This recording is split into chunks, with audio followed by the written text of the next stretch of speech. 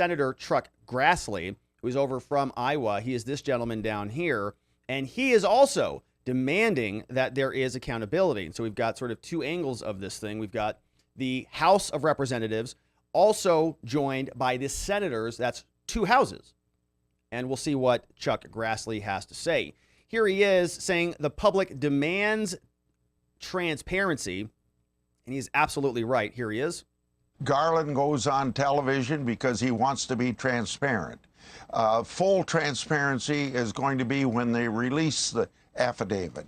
And this is such a high profile and very strange way of going about getting documents from a former president, that the affidavit is going to be absolutely necessary if we're going to have full transparency. And this demands full transparency because without transparency, government is not accountable. That's right. The public's business must always be public. That's right. This is the public's business. The public has a right to know what is happening with the former president, Donald Trump. If he is indicted or if he's under investigation, we have a right to know about that. And so this standard line that, well, it's a formal investigation. Yeah, it's not the same, right? This isn't crackhead Hunter Biden. This is Donald Trump, and it is President Biden's number one political enemy. And they just told us he's running again. So seems like there is some nefariousness indeed. Now, the letter that went out from Chuck Grassley to the FBI is quite a hefty one. We are going to take a look at it. But I just wanted to share and sort of, back up on this.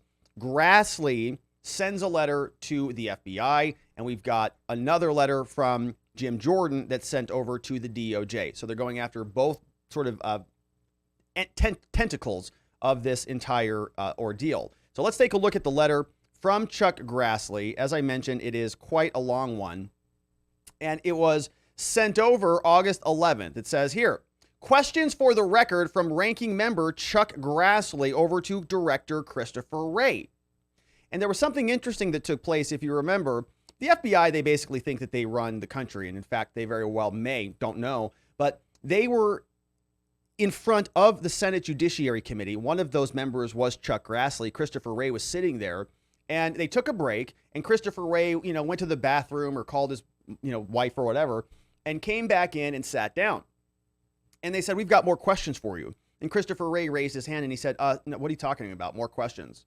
He said, do you know who I am? I'm the FBI director. It's Friday. I've got someplace to be. And they said, well, we thought you were here to testify in front of the Senate. Like, we convened the entire, like a whole group of senators, like a whole group of us here for you. You have to leave? And he said, yeah, I've got a plane to catch. And Dick Durbin was like, yeah, okay, sounds good. You got to go. Thanks for being here. We're glad we got you for a little bit of time. But Chuck Grassley had a follow-up question to that. He says, all right, Director Wray, please answer these questions and provide the records no later than August 25th. First of all, says Chuck Grassley, he says, the hearing that you were supposed to be at was supposed to be one round of 7 minutes and a second round of 3 minutes. You left early and you did not complete a second round of questioning. News reports indicate that you took your government plane to Adirondacks. Is that true? And if so, why couldn't you have stayed for a second round of questions to complete the hearing? So he says, why'd you get on that airplane, your government plane, to Adirondacks? And I don't even know where that place is, but this individual does. And her name is Miranda Devine, and she does some amazing work over at the NY Post. And so I want to open this up here. And this is the article that she drafted talking about Adir Rocks. And apparently that's where Christopher Wray just got out of town to go visit with his family. He says, was he taking a long weekend in Adirondacks where his family has a summer home right after he got out of there? Because he's the FBI director. He just does what he wants, apparently. So that was one question that we got from Chuck Grassley. But there, of course, are many others. And as you can see in this list, they say on August 8th, the FBI raided former President Trump's home, his Mar-a-Lago residence, and reports indicate the raid related to classified information stored there. DOJ and the FBI failed to provide Congress and the American people with any transparency about this matter. The reporting thus far draws contrast, right, talking about the Clinton rule, from how the DOJ and the FBI treated Secretary Clinton's mishandling of highly classified info. For example, even though Secretary Clinton and her attorneys did not hand over classified records in their possession for many months, they were not subject to a raid similar to what occurred at Mar-a-Lago. Right? Same type of thing. Context: October 5, 2016, I wrote to Attorney General Lynch about Secretary Clinton. This senator has been around for a long time. He says, I sent a letter before Trump was even president. The election hadn't even occurred yet. I said that Clinton and her staff got kid gloves treatment related to her mishandling of highly classified info. It was very important. 91 valid security violations committed by 38 individuals, some of whom deliberately transmitted classified information via an unsecured server. Footnote 2. He sent the letter back then, and you can read it on his website if you want to. He links the footnote right there. Here's the link. I sent it previously.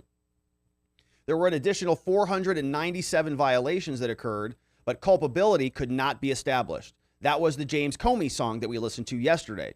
James Comey came out, all these violations, but no reasonable prosecutor would prosecute Hillary. And so we're not going to recommend any prosecution take place. In October 15th, they talked about the Wilkinson letters, incorporated by reference. Letters set out the precise manner in which the department and the FBI would access and use federal records from Clinton. In his statements before Congress, Comey repeatedly assured Congress FBI investigated whether charges of obstruction and intentional destruction were merited, right? They went in there and they said, should we charge Hillary for obstruction? Nah. How about intentional destruction? Nah, because of the Benghazi saga. As we now know, the FBI pulled its punches before, and Director Comey drafted an exoneration statement for Clinton before even interviewing her and 16 other relevant witnesses. So Grassley is saying, look, the FBI failed to investigate the destruction of federal records and all sorts of materials from Clinton. And we also have the saga with Loretta Lynch and many others. Clinton had 4 email addresses during her tenure, many of which were altered. Many conference calls that took place and deletion of those records. And so based on all of these news reports, he's got questions for the director. He says, were you aware of the pending raid of Mar-a-Lago when you sat before this committee? You were in front of our Judiciary Committee, and you didn't answer any of these questions. You didn't tell us about this raid. When did you approve the raid? Because you were just there back in August, early August. And when did Attorney General Garland, when did you people know about this? What was the predication for the raid? I want the predicating records. I want the search warrant and the affidavit. Give them over to us. What is the scope of the investigation of the predicated raid? Federal records, classification issues? Please explain. Did you discuss the search warrant with anyone at the White House, like Joe Biden? If so, what was discussed? And did any member of the White House staff or any other executive official or agent direct you in any way to pursue and execute the search warrant? And if so, who? Did you talk about this with Garland? Did you talk about this with anybody else at the DOJ? Did the FBI use a team to determine what records are within the scope and outside of the scope? And there were 91 security violations for Hillary. What did you do with those? What was your process for analyzing all of that? Right. And so this list goes on and on and on. Now, just look, right. We were just getting started. That's page 5. So if you want to read the rest of this, I'd encourage you to go over to Grassley's website and check it out. But essentially, right, he's comparing and contrasting situations between what's happening with Trump and what's happened with other Democrats, essentially. Here's another compare and contrast with Hunter Biden. And a lot of people are making the point that this is a lot of whataboutism. This is a lot of, you say Trump did this, but Hillary did that, and so on. And yet that's the point, right? This is justice. This is equal protection of the law, due process, supposed to treat similar situations similarly.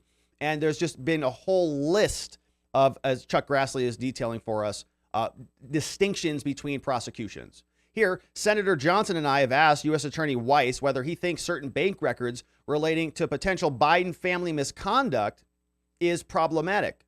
Mr. Weiss has refused to answer. Okay, Hunter Biden's potential criminal conduct could be problematic for the United States, could be a national security problem, but not a lot of answers on any of that. So they're also demanding Hunter Biden records, James Biden records, memos on the national, from the Director of National Intelligence, and the list goes on and on. So we'll fast forward to the bottom here. You can see it still goes on.